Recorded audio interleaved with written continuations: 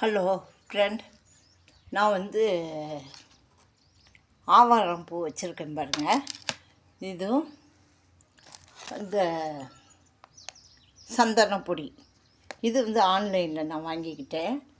இது ரெண்டையும் சேர்த்து நான் இந்த சோப்பு ஆவாரம் சோப்பு போட்டுடுறது.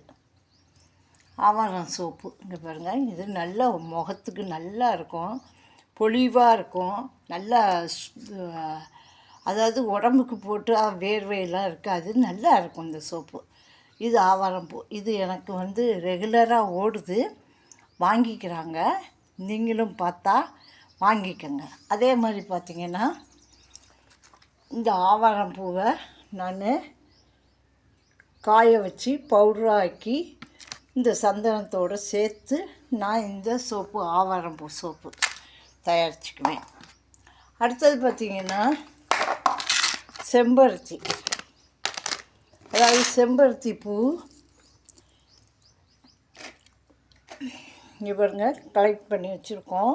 இந்த மாதிரி செம்பருத்தி பூவை கொண்டு வந்து நல்லா காஞ்சாலும் பரவாயில்ல, ஈரமாக இருந்தாலும் பரவாயில்ல, எனக்கு புது பூவாக இருந்தாலும் பரவாயில்ல, காஞ்ச பூவாக இருந்தாலும் பரவாயில்ல. இந்த பூவும் நான்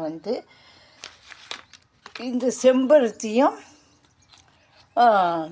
பீட்ரூட்டு ஆன்லைன்லேயே வாங்கிக்கிறது. நான் பீட்ரூட்டு பவுட்ரு இந்த ரெண்டையும் சேர்த்து இந்த சோப்பை செம்பருத்தி சோப்பு நான் தயார் பண்ணுறேன்.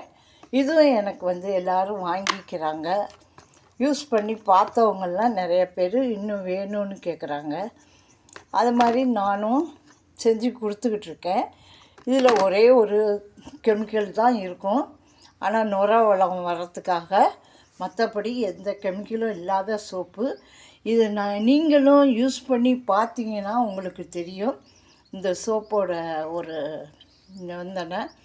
அதாவது கண்டதும் போட்டு சேர்க்காம நான் இந்த 2 பொருள், இது இல்லாமல் 6 பொருள் மூலிகை சேர்த்து அது ஒரு சோப்பு தயார் பண்ணுறேன். எனக்கு இப்போதைக்கு இந்த சோப்பு இருக்குது. இதை ஒரு வாட்டி போட்டு காட்டணும் அப்படிங்கிறதுக்காக இதை நான் போட்டு காட்டிக்கிட்டு இருக்கிறேன்.